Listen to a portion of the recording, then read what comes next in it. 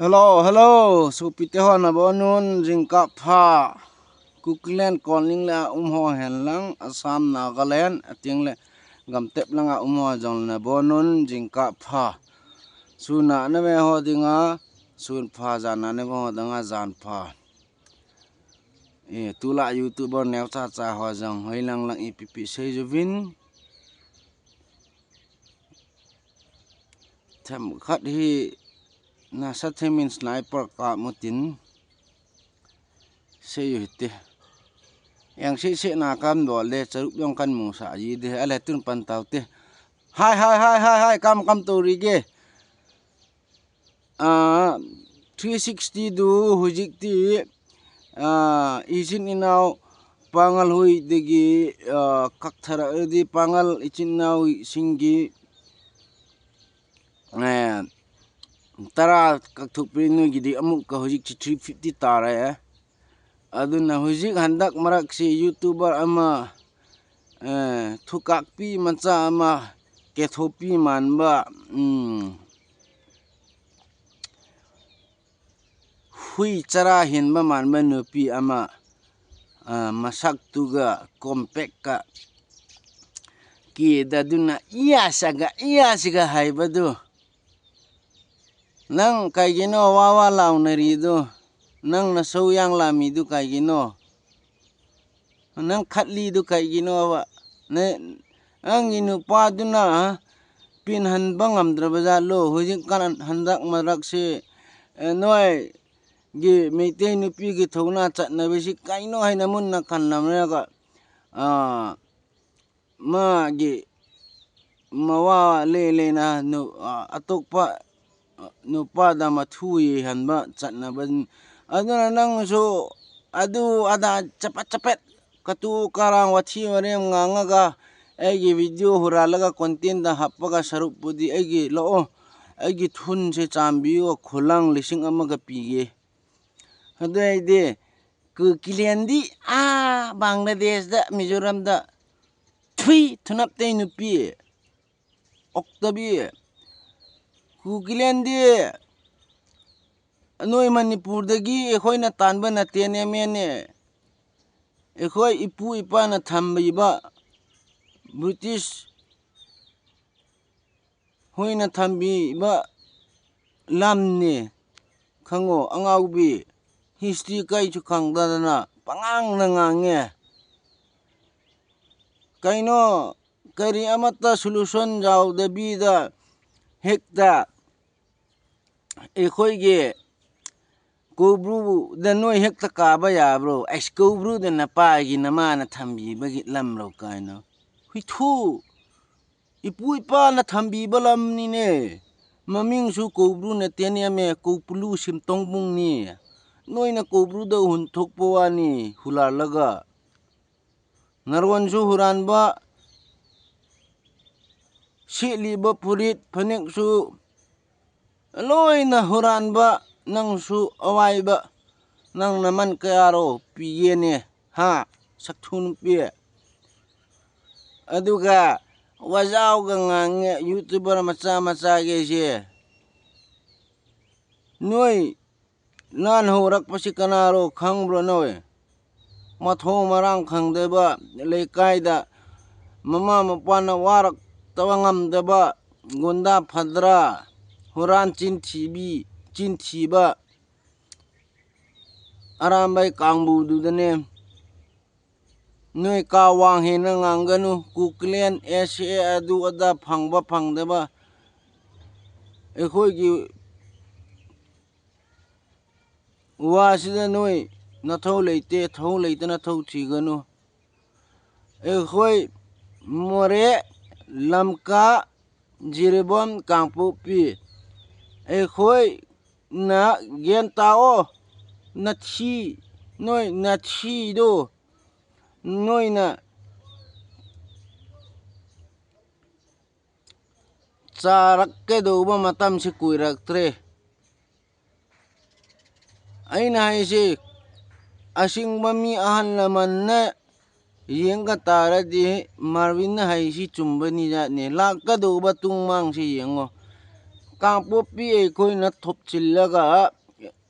apa matam ta thup chilaga blocket to raga jere bom thup chilaga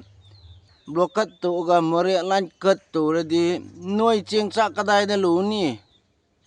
ha na thibong kadai cha ni na thibong than ni ngai ha na thi cha doi ni ne be ma jacket ngang nu ne me thi ko che nu pi thulau bi e ko gi ese ku klen di noi ne pi ge do bo man te ne a thui e ko di amin cha na pi roi ne ku ki chil ho na ro ne hing ni ngai hui thu noi ne rin su le te adu da nga nge mai te nu pi thong na sahi tere khon tak pa nu pi lan kai na phau na ling na ha ye oi sak mai phau su ha li hindu pangam de ba aduro mai te chanura gi thong na do phajare ne ha olki macha nok puno ni nge da ikai su khang de ba haudong mai thong pan bi get pass ikoi gi kusi ni ikoi di center na phungduk tabawani SA ku clan do ikoi na phangma gum mani ikoi ku clan manung da kusi ra si to e noi thingba ngamro ha ikoi gi lam ne haire de la odana kai gi lakta ba ha kai tuwi ba noi na noi kopru kage haina chem sa be no mi tu da kuki nu pi su chem sa ni ne thingai ne ge kai na noi gi nu pi di nu inum da nu ngai na umang su thuk te thabak ka su de hoi awa ba mi khara di le ya hulang ta la ga le du kang bu di moi kan lamba jai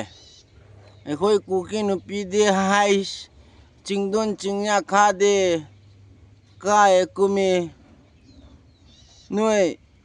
lamba nam da ngam ge haina khallu bro noi nu kuki nu pi amaga noi meitei nu pi ahum mari pa nar ga tangkat na ba yai ne me thulau bi macha sa phut namung ne imung gi na cha sing na cha na pi su maram tat wa pangam da mena noi na mi gi wa da ngang ra i adai de hui na su moi gilan mi khangi chiki sirchan pu de gi kai na ha da to wi noi de su yora kani hujik yora da na tu mi gi awa ba thing na ni ngai adu ada yo han ne ni ngai cherak phang na ni ngai pam ra di nahak kisu adum soi da bi da yorak toi ni ne me yorak khra da na kai tori na ke weapon thu pai bi sa ha ai aswai da loi si jarage saure su noi kai su to banga moi e amuk tang ten tak na ku klen da jai phajarage noi sak thubam sak thipur thitei pur da jai phoro ko 650 gi manung da kuling ka banu pisa bye bye fuck you